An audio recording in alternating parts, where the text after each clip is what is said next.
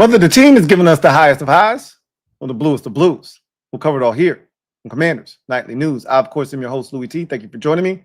Let's get to tonight's lead story. So we heard from head coach Dan Quinn for the first time this week, and he had some pretty interesting things to say. And among the things that he said at his press conference, which we will dive into a little bit later on in greater detail, is that for the first time in the DQ, AP, Cliff, and Joe Witt Jr. era, he's going to insert himself into the defensive play calling situation. Now, he's not going to call the plays on Sunday. He's always told us he's very involved in terms of listening on the headset. He knows what's going on. He informs the coordinators of what's going on, tells Cliff, hey, we're going for it on fourth down here, so you got 4 downs, tells the special teams coordinator here, hey, here's an opportunity for you to do this or that. He gives input to Joe Witt Jr., hey, maybe we should get after him, heat the quarterback up, that sort of thing. But we really haven't heard from him in a sense of game planning wise, hey, I'm going to insert myself into the mix. Tell you that we need to do less of this. We need to insert more of that. We need to get these guys thinking less. Take all of this shit here out. And let's just focus in on this because they can play faster, less thinking. Joe Witt Jr. told us, and I've heard this from several coordinators in the past, that when guys are struggling with concepts and they're thinking too much, the easiest thing that you can do is just simplify the defense. We heard this from Jack Del Rio once upon a time when his team was struggling defensively. And you just simplify things. Jack used to have a lot going on, and I would hear players complain about how much Jack had going on and how much thinking they had to do, and it slowed them down. It bogged them down. And so sounds like we're running into that kind of issue here with this defense where maybe guys are thinking too much. They're not, and it's not allowing them to play as fast. And DQ basically said that he went back, watched the first 7 weeks in totality, all of it defensively. And he's looking at guys. He said the changes that they're going to make defensively aren't going to be massive. So don't look for Marshawn Lattimore to be necessarily in the mix, out of the mix. Maybe they go in certain packages where they take him off the field. I don't think that's what's going to happen. I don't think they're at that point yet. As fans, we'd like to see something different done. But he said that there'll be subtle changes that will take place for the defense. But he said that what you'll see is they'll play better. That's what he said. He basically guaranteed that the defense will play better. And in his mind, part of the reason that they haven't played as fast as he would like to see them, he said, we have fast players. I don't understand why it is we're not playing faster. So I went back and I watched. And he said, here's what we have to do. We got to take some of this stuff out. And he said, I've communicated with some of the players to kind of see the things that they're comfortable with, what they're not comfortable with. He said, he used some interesting terms, some phrases that I'd never heard. Like, this might be too expensive. Is it worth the cost? So, this call right here and all the checks, if motion, and you're doing this, maybe that's too expensive. Maybe that's not worth the cost of making this check and making that check. And when they move to this, if they go from 2x2 to 3x1, and making this check and going to this, maybe it's too much. Maybe it's forcing guys to have to do too much communicating, doing too much thinking. Maybe we need to simplify the defense. Take this out completely. And he said there are going to be some times where, look, this has to be a part of the defense. We cannot take this out. This is something that we have to do. You guys are just going to have to find a way to be, malleable and adapt and adjust to this because this is a part of who we are. But he said for the most part, he went in and he kind of went through the defense with a fine-tooth comb, and anything that felt like it wasn't necessary, anything that felt like it was sort of loitering around defensively, he wanted to remove it. And let's hope that it's going to have this defense playing quote unquote faster. We'll see. I don't believe it. I don't believe you. You need more people. But this is the first time in the DQ era here in Washington that he has himself inserted himself into the defensive play calling. Essentially, he's going to be a little bit more hands-on with how the defense is set up during the course of the week. And I think he's going to be a lot more hands-on with philosophically how they approach the game on Sundays, each week individually, not philosophically overall how they play, but each week he's going to have a little bit more of a say-so and a hand in how they do things. And we'll see if this is successful or not, if this defense plays faster, if they're able to generate some turnovers with DQ's input being a little bit more hands-on. He's been a little bit laissez-faire with this defense. He talked about this when he first took the job.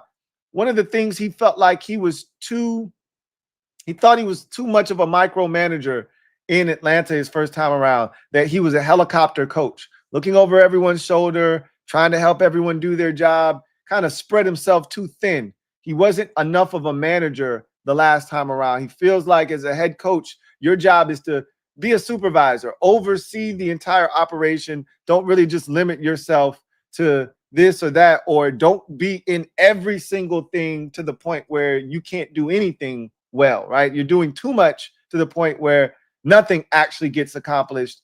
And so I think he feels like this is the first step. Like, I liken this to a paper trail. If you work in some sort of office, you can't just fire someone, for things that you don't like. There has to be a grounds, especially if they have a union. You have to, go in a specific order and chain of events to get someone terminated. And you've got to say, hey, I wrote them up here. I wrote them up there. I wrote them up here. This infraction happened again. And then you start to build your case so that when it comes time for you to finally say, we've reached our wits' end with this employee, it's time for you to go. You've got all the evidence you need so that that person can't sue. That person can't try to sue you for, wrongful termination or something like that. You've got all the evidence you need. This feels like the first step. And if we have to replace Joe Witt Jr., I'm trying to help you so that I don't have to take over. I don't have to fire you. I'm just trying to give you a little bit of guidance. He talked about this on Monday, how they're kind of off course. They need to find their way back on track and back on course. This is DQ's way, if you ask me, of helping Joe Witt Jr. and this defense get back on course. If this doesn't work, then more extreme measures will be taken. And so he's trying to kind of help him along without taking the responsibility away from him, because he really doesn't want to do that.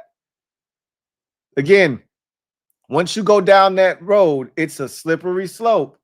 You don't want to start firing coaches. You want guys to feel confident that you're going to give them an opportunity to fix whatever is wrong. So I don't anticipate this thing continuing to go in the direction that it's going in terms of Quinn getting even more aggressive in his help. Either this is going to work, or I think you're going to see a situation where, Dan Quinn says, all right, maybe we need to strip you of play calling duties and we'll give it to someone else. I don't know if I see him necessarily making the play calls. I don't think that's something that he wants to do, but we'll see. Let's hope that we don't get to that point. Let's hope that him being more hands-on, him officially getting involved in what's going on defensively, schematically, how they're playing the defense, how complicated it is, him going in there and kind of stripping this defense of all its complexities and essentially making it a lot simpler for these defenders so they can go out there and play so much faster. Let's see if that actually happens on Monday night against the best quarterback in football, Patrick Mahomes. Now is as good a time as any for them to figure this shit out. Because at this point, I've already said this. The expectation isn't to go out and win on Monday. I would love to see this team shock the world. They've done this, and we're more likely to do this. Oof, we're more likely to do this on the road than we are at home. We don't play well on prime time on Monday nights, in particular at home. Thursdays either. We just don't play well on Thursdays, regardless of home or away. But Monday nights in particular, we stink at home. You put us on the road, though, we're a dangerous team on a Monday night. We're a dangerous team on a Monday night. So I wouldn't count us out completely, but I'm hoping that this team can actually just go out and be competitive. Don't embarrass us. I didn't think I would be saying this. I told you I was past the point of don't embarrass us. With Jaden out on the field, I never get the sense that that's going to happen. But with Marcus Mariota, we know he's capable of turning the football over. And when you turn the ball over, that's when bad things happen. And that's how you lose games. And that's how games get away from you, i.e. the Cowboys game. So we'll see what ultimately happens. But DQ is now going to be a little bit more involved in the play calling. We'll see if that has an effect on this defense, or at least the schematics of how they run the defense, kind of dumbing some things down, simplifying them. See if it helps these players play a little bit faster. So let's get to in other news, where we heard from DQ. We're going to expound upon some of the things that were said today at his press conference. Again, a lot of what was said at the presser, to me, centered around that conversation of him. Kind of the identity piece is something that he brought up Monday a ton, and then brought up again today. Terry and Debo being back on the practice field. So we'll get to all of that. We heard from Marcus Mariota today. Obviously, you hear from the quarterback on the first day of the work week from a practice standpoint. Not Jaden Daniels. Of course, he's out of this game. So we'll talk about what Marcus Mariota had to say. But before we do any of that, let's take our first look at the injury reports for both teams, starting with the good guys. And one interesting tidbit on this injury report, this first and foremost is a very non-threatening injury report. The only thing that really sucks about it is Jaden Daniels being on it and not going to play in this game. That's a massive one, if I may say so myself. But when you look at this injury report, outside of Jaden Daniels, Ertz, Jones, Miller, Payne, Tunzel, all non-injury related, just simply vets getting some rest on the first work day of the week. So you take those 5 guys off the list, and it shrinks down to a 5-player injury report. 3 of those guys practiced in full. Now, we're going to keep a very watchful, vigilant eye on Terry McLaurin, because even the clips that I saw of him, during the early portion of the practice that the media is exposed to, I wasn't impressed with his movement skills. Still looks like a guy that's laboring, but it's just good to see him out there. But we've seen him stretch and do some things, and then the next day he didn't practice, and the day after that he didn't practice, and then he was out. We've seen Noah Brown go through practice multiple days in a week, don't play, and then the following week find out he's going back onto IR. So I'm not getting excited until I actually see a full week of full practices, and then we get to Friday, or in this case, Saturday, and he's not even on the injury report with a designation. That's when I'll say, okay, he's playing, everything's on the up and up. Now let's see how he'll be able to contribute. It's really good, too, to get the time on task, which is important. The thing that Jaden really hasn't gotten this season. Even when Debo's played, Debo's been, not practicing. He practiced one day, if any.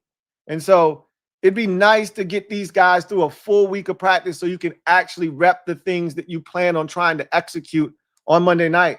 It's hard to get a guy in for one day on a limited basis and then throw him into the game plan. That's what we saw from Debo against the Bears on Monday night, and it didn't work.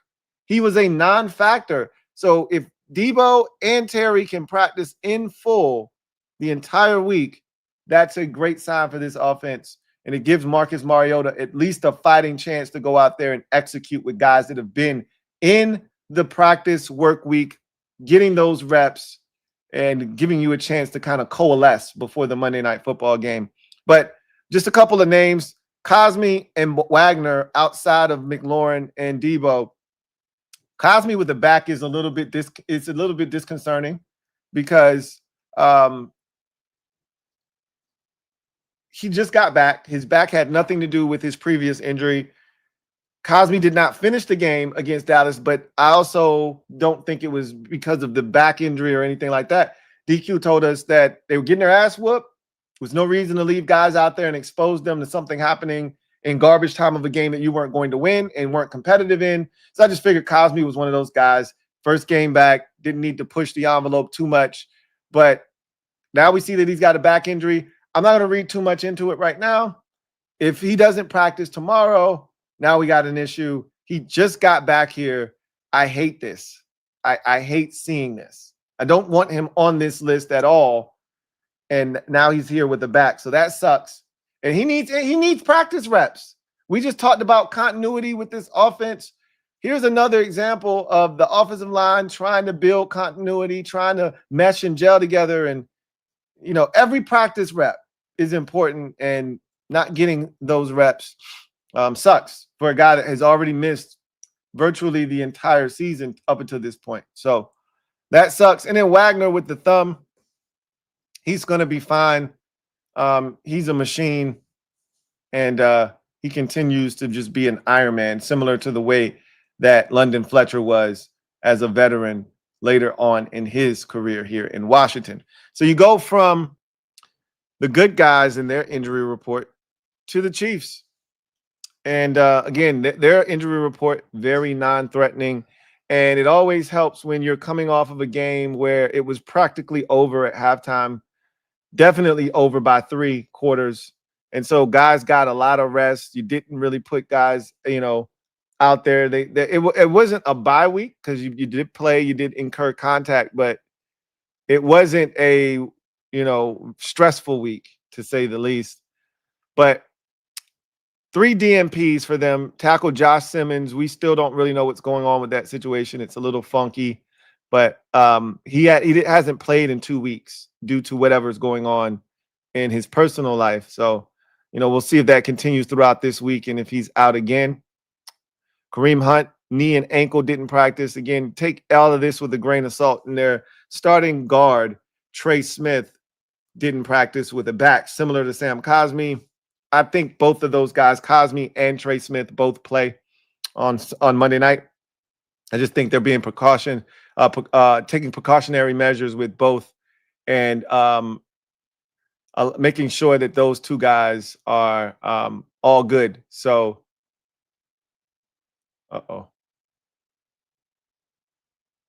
Carson Wentz is banged up.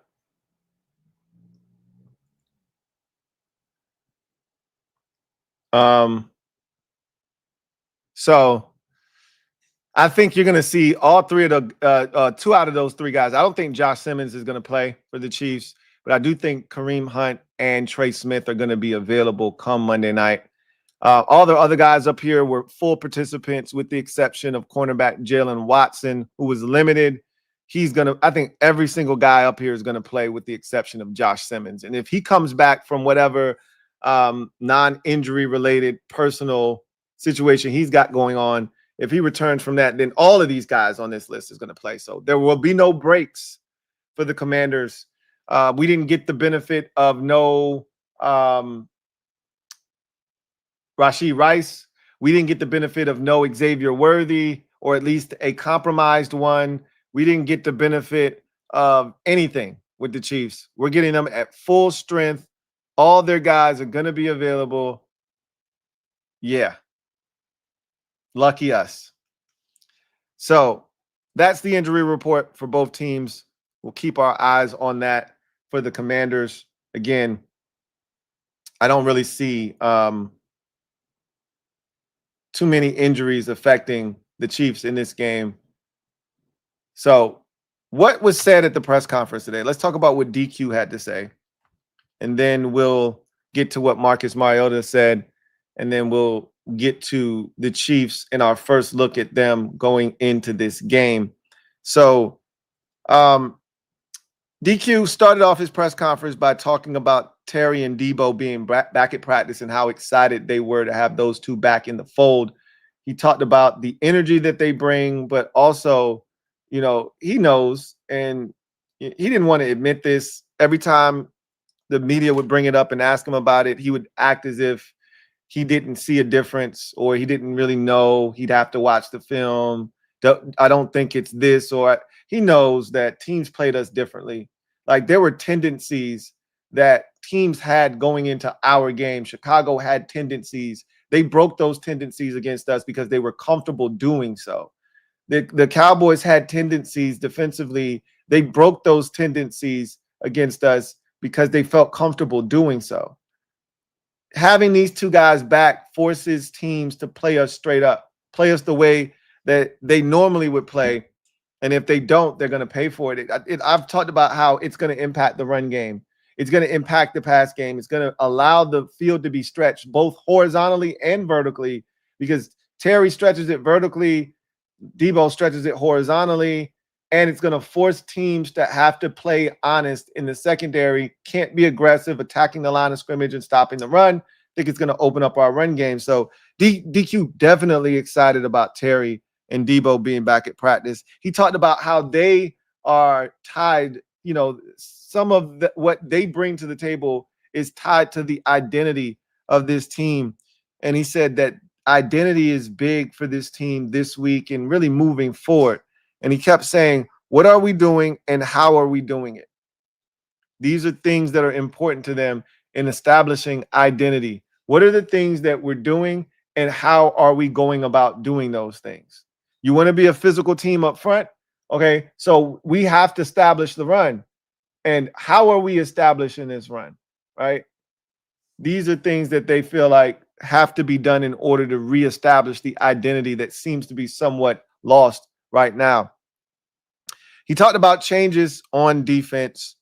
And again, he didn't specifically say, like, we're going to make, changes on the defensive side of the football. We're not going to go out here and bench this guy, bench that guy, give this guy more snaps. He didn't get into all the specifics of that. That may actually be taking place. You may see a guy getting more opportunities here or there. But he said improvement is what you'll see. That he guaranteed us, essentially, is that I can't tell you that the changes will be macro. Feels like they're more micro changes. Subtle change here, subtle change there. But he basically said the changes that are being made is going to help benefit us, and we're going to be a better defense because of it. You will see improvement from this defense. That's a hell of a statement to make going into arguably the toughest offense you faced all season long. That's a hell of a statement to make. We'll see if he can live up to it. He said after Sunday's loss, he dug in even more. And he thought that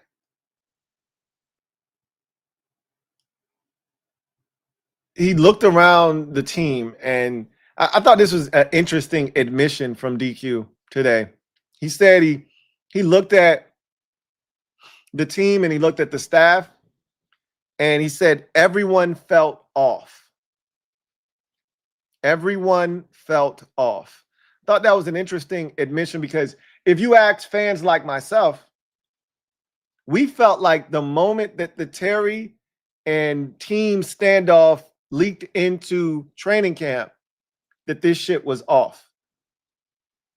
The moment that this one turned public, it turned messy. Terry did the thing at Eastern Automotives, and this didn't get done prior to training camp starting, and it became a thing, and it became a thing that hurt this team. The vibe was off from that point forward. So I'm not surprised that everything felt off, because it was off. And a lot of it was, between Terry and AP and the team, it was their doing, not getting this shit done. And so, yeah, things were off. And the energy and the vibe from last year was gone. It's not the same. And no 2 years are alike. But he said that he stressed to the team that they had to get that spark back, that energy. You know, they needed to be in that space where they were back having fun. Didn't feel like it was fun. He didn't say that, but he was kind of insinuating that, hey, we got to get back to being us, where it's an environment that everybody's excited and happy to go to work, et cetera, et cetera. So we heard today from a lot of people that this first day of practice, this entire week has been a breath of fresh air. It's the same kind of vibe. Only thing different is that Jaden isn't available. So it definitely loses a little bit of its luster, but it's the same type of vibe I remember hearing the week of the Chargers game, where it was like, hey, the energy has been vibrant. It's been alive. We had DQ said we had our best week of practice. That's why he was shocked that the team was down 10-0 in that game so quickly, because he felt like they'd done everything that week, checked all the boxes. It was their best week of practice, so he was shocked. But then we ran off 27 unanswered, and it all made sense for him because it felt like that's the type of work week he felt like they had put forth. That's the vibe I'm getting right now from this team. Marcus Mariota talked about that. We're going to talk about that here in a second, about what Mariota had to say. But, you know, DQ said felt like everybody was off and that the energy had to be restored, and feels like that's what's going on right now from all accounts. DQ talked about getting more speed on the field. That was music to my ears. Now, he didn't say it in necessarily the sense that would make me smile the way that I'm smiling right now. I think he was more so talking about taking the things out of the playbook and out of the play calls that force guys to play slower, to hesitate.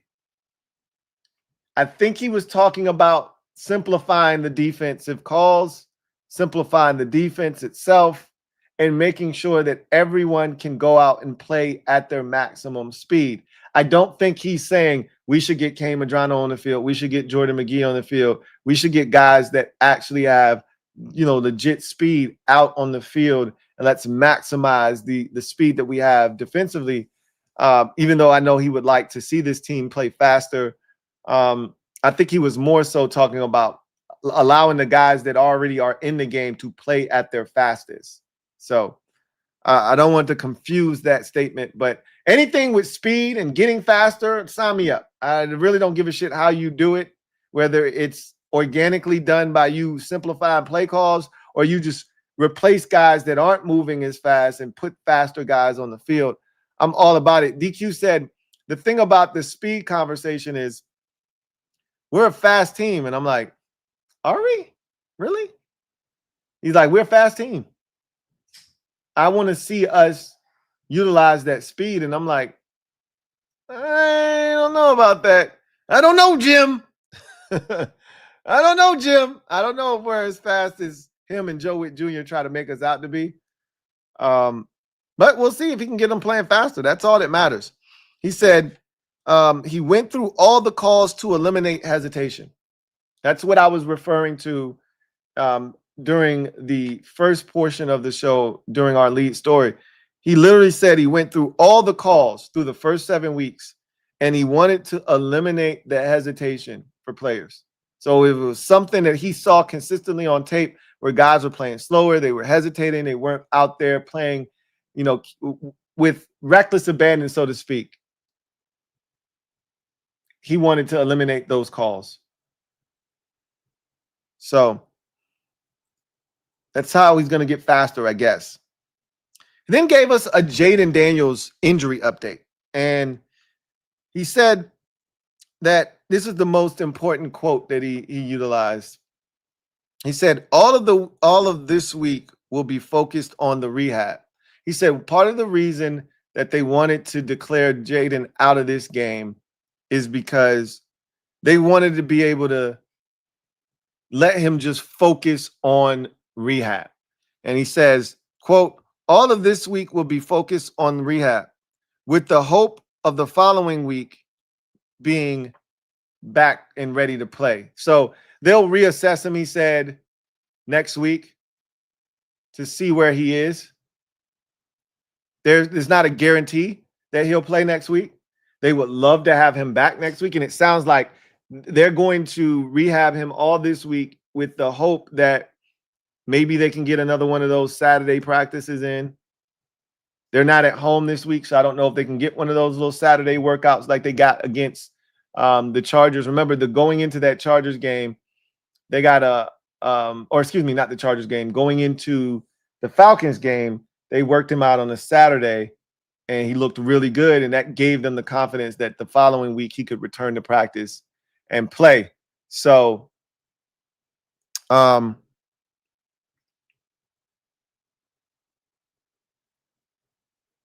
will be reassessed next week, and we'll see if it ultimately leads to him being back in the lineup.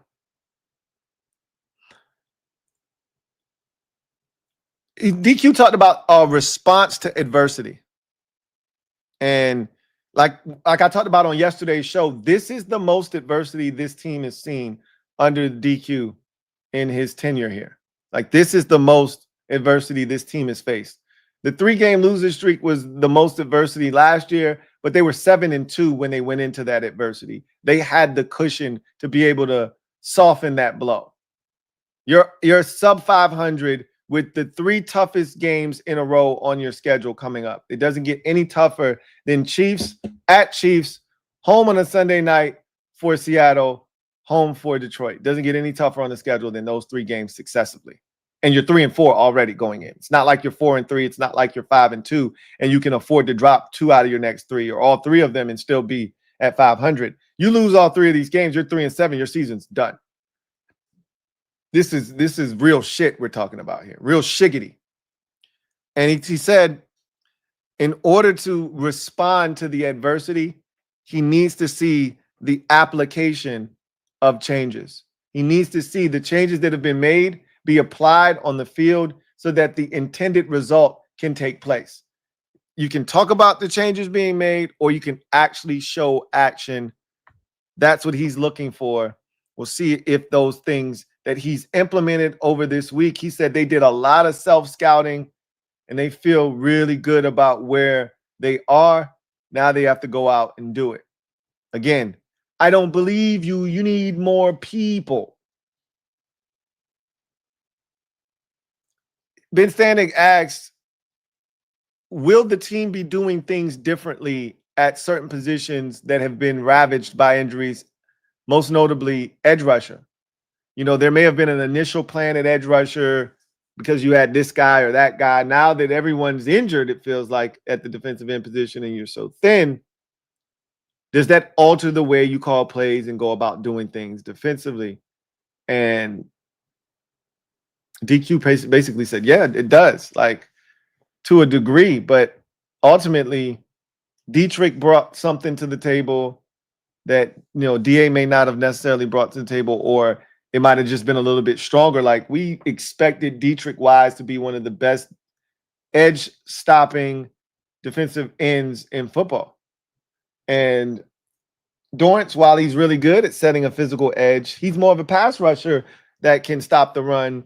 And Dietrich Wise is the direct opposite. So everybody brought a little bit something different to the table. Javonte Jean-Baptiste is his length, long limbs, long legs, long arms.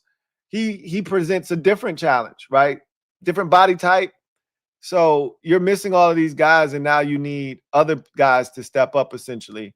So he said they're definitely going to do things differently. You're not going to ask, you know, Von Miller to come in and you do something that you would ask Preston Smith or Javonte Jean-Baptiste to do. So they're definitely going to be doing things differently, he said. But the overarching theme, and he finished his press conference similar to how he started it out, which was talking about seeing a difference defensively. he really hammered home the point of he got involved defensively.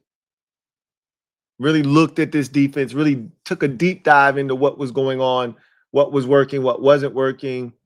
And he feels like they've implemented a really good plan. Now they got to go out and execute it. Well, we'll see. Then Marcus Mariota had his press conference, and he basically, oh man, I knew Odafe Owe was going to get a sack. I knew he was going to get a sack in his first game as a Charger. I should have played it. Oh, I'm mad at myself. Marcus, his press conference was pretty straightforward. So he started off his press conference, being, excited about the opportunity, but he was asked about the energy in the building, how it feels a little bit different this week. Guys are, really upbeat. The energy feels genuine. And guys are kind of rallying behind, Marcus like they did the last time. And Marcus is like, yeah, that the energy definitely is up. Guys are really responding to that adversity. And, that's how we got to attack it on Monday. We got to attack it with that same vigor and energy. He then was asked about playing at Arrowhead. And he said, I love playing there. If you recall, his lone playoff win in his career as a starter came at Arrowhead. He talked about loving the environment and how it reminds him of college and, that college atmosphere where there's, 90 to 110 screaming, 110,000 screaming fans. Arrowhead kind of gives you that environment, one of the loudest stadiums in football. So he says he enjoys playing there. We'll see. He's like, it definitely requires you to be able to communicate at a high level. So we'll see if they're able to adjust to the noise and all that, Arrowhead entails and brings to the table. He also was asked about Jaden and the relationship between the two of them, how Jaden is on a week where he knows he's going to be out. And he's like, he's a great teammate. And he's just as good when he's starting as if he's not. He's super supportive. We saw Jaden the last time Marcus won as a starter against the Raiders and how he was so supportive of him, posted like almost like he was his biggest fan, so to speak. So let's see if they get this field goal off.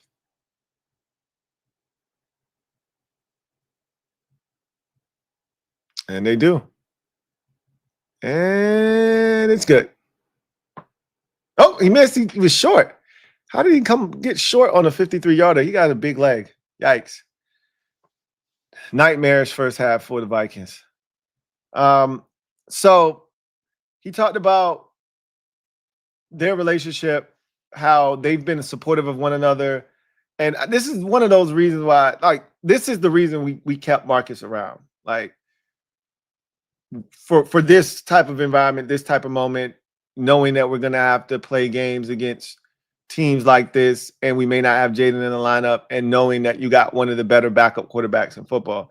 But another reason, and he spoke to this a little bit later in the press conference, he said that early in his career, when he would get hurt, he would, put a lot of pressure on himself physically and mentally to get back into the lineup. Don't want to let my teammates down. I got to show them that I'm tough. And he said that can be really stressful. It could really mentally take a toll on you and physically. If you're not really ready to play and you force yourself, you will yourself out there, you can make your injury situation worse. And so he explained to Jaden, like, I've been there. I've had the entire weight of the organization on my shoulders. When you're the number 2 pick in the draft, they drafted you as a quarterback that high to be the savior of the franchise, to be the future, the present of the franchise. And that's a heavy weight to bear, he said. But with great power comes great responsibility. And, that's what you're looking for as a quarterback. But it can be tough when you're not healthy and you want to be able to go out there and help your team, but you're not capable.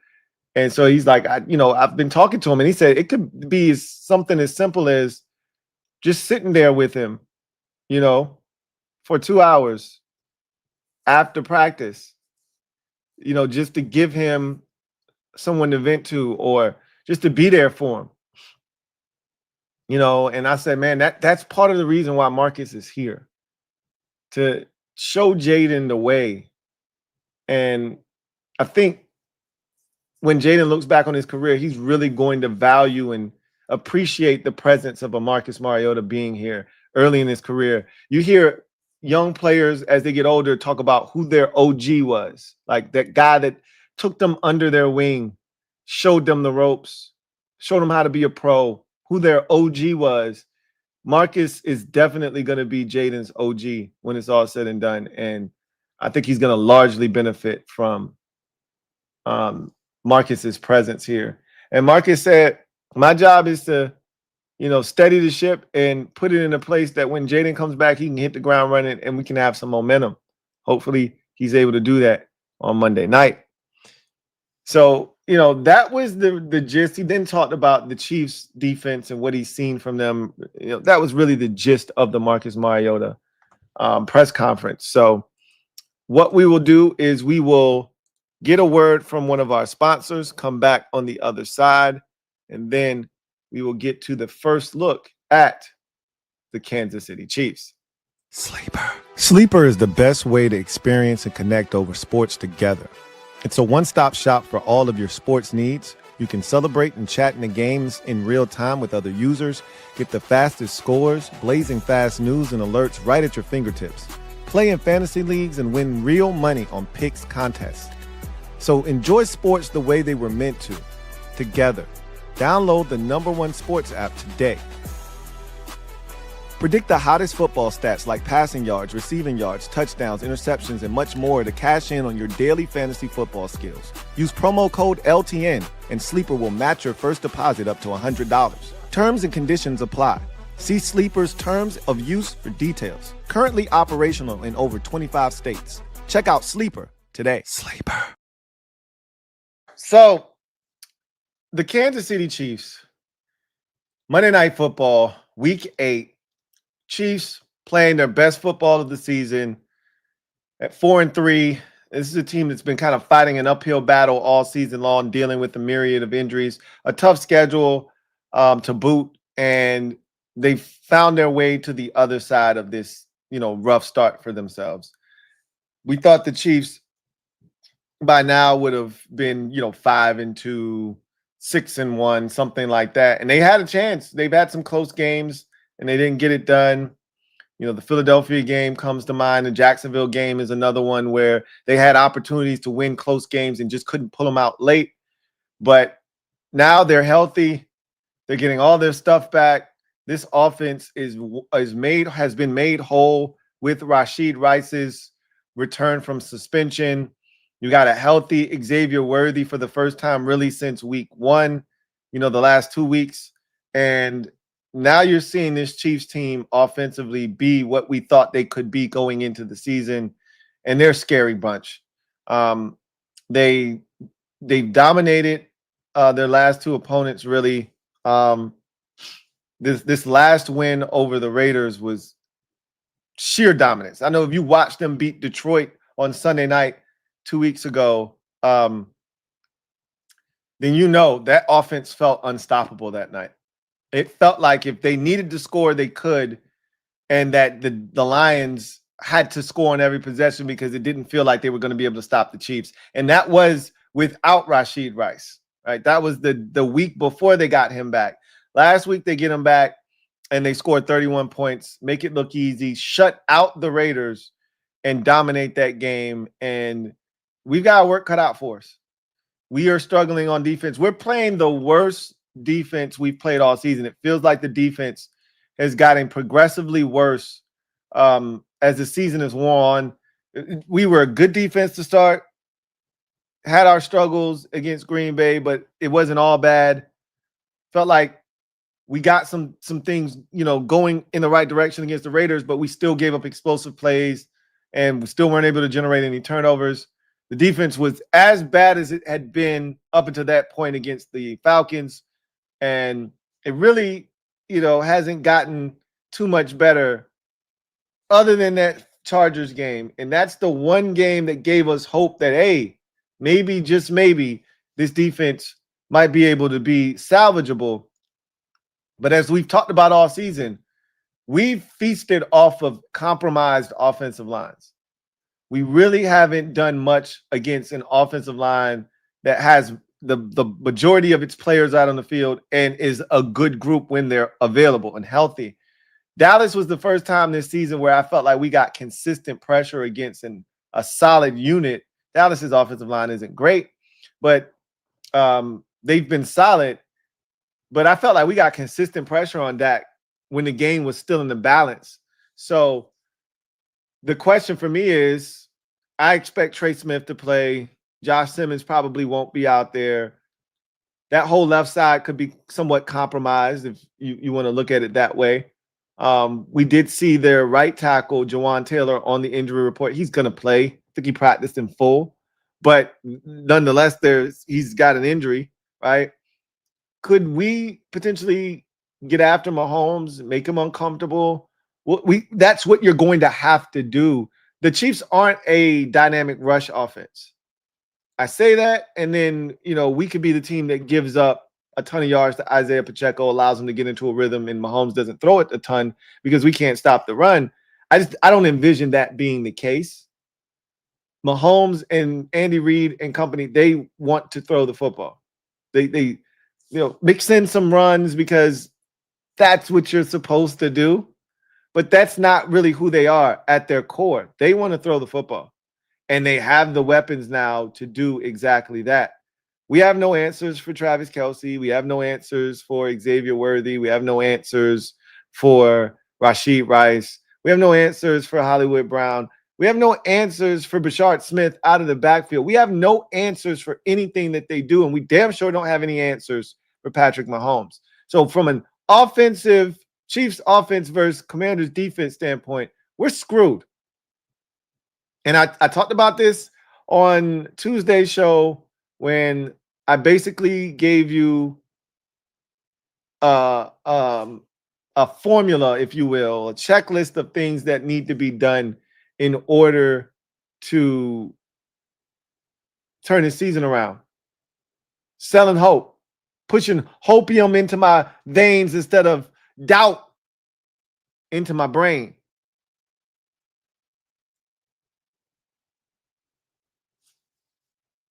In order for us to equal or level the playing field against the Chiefs, we've got to force turnovers. We've got to force turnovers. Whatever that looks like, however that gets done, we've got to create turnovers. I don't see this defense consistently getting off the field against Patrick Mahomes in that offense. And I also see big plays being given up, which is our calling card defensively. We give up massive plays.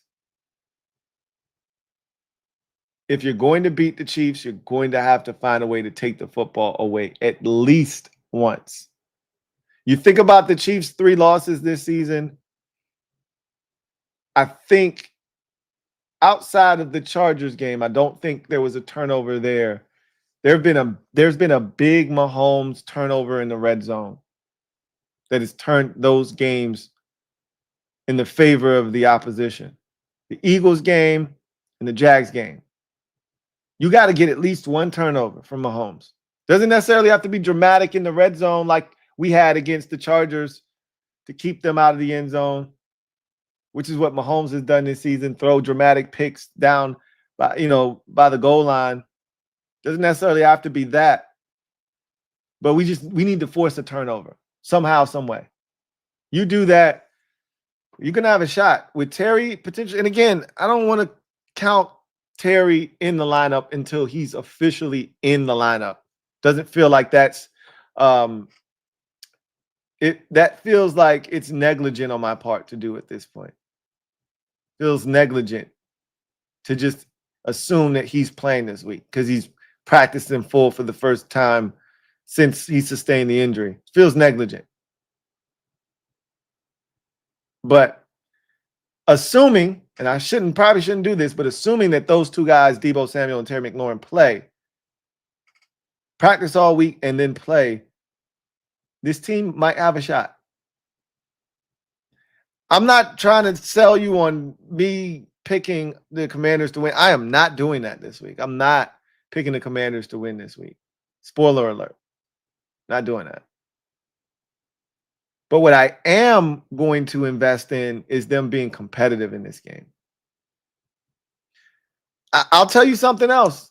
If they get their doors blown off, which is very, very possible. As a matter of fact, it's probably the most likely outcome in this game. They get their doors blown off, then everything that they said this week about having a great practice, or the energy is back, the identity, the culture, the brotherhood, these are things they're leaning on this week. They look to reestablish who they are identity-wise. All that shit goes in one ear, out the other, and all of a sudden, the press conferences start to fall on deaf ears. I'm going to keep listening. I'm going to keep reporting, but they start like you. I'm pretty sure I don't speak for anyone because I'm not over Joe Witt to the point where, like, I got over Jack Del Rio to the point I don't even want to hear his press conference. I don't even want to hear his voice. Like, I'm over it. I'm done. I got to the point with Ron Rivera where I don't even want to hear your voice, bro. Like, I just want you gone. Not there yet. Some of you are already at the point of apathy with Joe Witt Jr., where you don't care. You don't care about what he has to say. Good, bad, indifferent, you don't give a shit. You want results, and you don't think he's capable of producing those results, so you want someone else in that seat doing that job. I'm not there yet. I'm not there with DQ. I'm not there with Joe Witt. I'm not there with Cliff Kingsbury. Honestly, those guys aren't even in the neighborhood. Only Joe Witt Jr. is getting into that territory. The bottom line is we got to see results in this game against Kansas City. You produce that, and you're 2 for 2 in this was a great week of practice. The energy was really good department, which means you've still got their ear. You're still motivating these guys, which is what DQ is, a master motivator. We'll see if he can do it again. So that's the first look at the Chiefs. I didn't even talk about their defense and what their defense can do to this offense. They're going to play a ton of man coverage. They're going to blitz. And this is irregardless of the opponent. Like this, it wouldn't have mattered if we were the Cleveland Browns. They were going to do the same exact thing that they're ultimately going to do, which is play man coverage, get aggressive in certain situations, come after Marcus, and he better be ready to make some big-time throws, take off and run, or be able to see where it's coming from, adjust, and make a play. Because if he can't, he's either going to turn it over or it's going to be a deer in headlights. All right. Let's get to the comment section and see what you guys have to say. Then we'll get out of here. Loser, thank you for the super chat. Greatly appreciate you. Thank you for being a member of the MOBB. Loser writes, congrats on 30K subs, LT. I appreciate that. I'm going to do a video tomorrow just thanking everyone for 30K, man. It's another big milestone for me. I'll get all sentimental and mushy tomorrow. I'm not going to do that now, but I just want to say thank you to everybody that's helped me get to this point, man. Without y'all, it wouldn't be possible. So thank you, Loser, for the love and support. Just Andre, thank you for the super chat. Greatly appreciate you. Just Andre writes, something tells me Witt doesn't have a real connection with his players. They don't believe in him. Players know their strengths and he doesn't. I can't say what he does or doesn't know. That's your opinion, and I can't say that I necessarily disagree with you. I can tell that they're not totally happy with the way defense is being called. So, you know, we'll see what happens this week. We got to put the first 7 weeks behind us and look to turn over a new leaf. And hopefully in week 8, this is the beginning of this defense getting their asses in gear and playing with a fire and intensity and aggressiveness that we haven't seen really at all this season, minus the Chargers game. Maybe the Giants game. The Giants game, I felt like they came out, played like their hair was on fire, flew around. So we need to see more of that. We need to see more of that. You might be right about Witt. Mab22. Thank you for the super chat. Greatly appreciate you. Who writes, ideally, the fact that our secondary is this bad should make the decision to blitz Mahomes much easier for Witt, because there's no point in trying to hide it and let Pat pick us apart. Thoughts? I always err on the side of being aggressive. If you're going to give up a 45-yard play, a pass play anyway, you might as well blitz and do it. It's a little bit easier to give up a big play and still have a chance for a stop in the red zone if you don't blitz versus you blitz, your guy knows he's on an island. Maybe he plays a little bit tentative and hesitant because of it, and he gets run by and there's no safety help to bail him out. There's always that double-edged sword of blitzing, because if you blitz, you don't get there, a guy wins a one-on-one matchup, either outruns him, and just about every one of their receivers, with the exception of Rashid Rice, is faster than our corners and every player on our defense. You run the risk of somebody winning on a slant, someone catching an in-breaking route and just peeling, taking off and not getting caught. And so you could live by the blitz, but you could also die by the blitz. And I don't know if blitzing is necessarily the answer. I think there are ways you can blitz and apply pressure without putting your defense completely in harm's way. But again, you're asking, a guy who I don't think is great at drawing up and dialing up blitzes to be is. You know what I mean? So I'm with you. If Patrick Mahomes is going to pick us apart anyway, you might as well try to see if you can get after him. But there's so many layers to this. If you blitz Patrick Mahomes and all of a sudden an opportunity presents itself from up the A gap, he's going to take off and run. Who's going to be there to stop him if you're in man-to-man coverage with your back turned to him? So I don't know if I even trust Joe Witt to blitz effectively, because the blitzes that he uses are, the same double mugging, the double A gap mugging, blitz, where one of them drops, one of them blitzes, both of them drop, or both of them blitzes. There's not a lot of creativity. We've talked about cat blitzes. We don't see those here. We really don't get a lot of variety. So I don't know if blitzing is necessarily the best form of strategy, but I'm with it. Like, at this point, if you're going to get a sack, and actually, I always think you should come out in a game and rush 4 and see if you can get pressure with just 4, because that's the most ideal way to attack a quarterback. I felt like we got pressure on Dak Prescott with 4. The biggest issue in that game was we kept giving up big plays, right? We would sack Dak, and then the next play is 40 yards. So if you can find a way to get to Herbert, if you can find a way to get to Mahomes, I love it. And if blitzing is the way you got to do it, so be it. So be it. I'm with it. Because if he's gonna pick us apart, like you said, if he's gonna pick us apart anyway, what's the point of sitting back in coverage and getting picked apart? You might as well go after him and see what you can get done.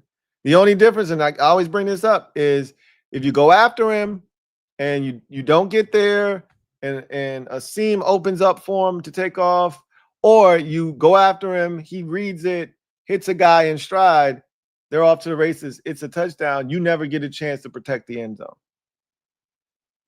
And with the weapons that they have, it's very plausible for them to hit an in-breaking route and just go. Mash the gas, no one's catching them. So, got to be selective with when you do it. But, you know, DQ talked about identity, what you do and how you do it. Blitz and how you blitz.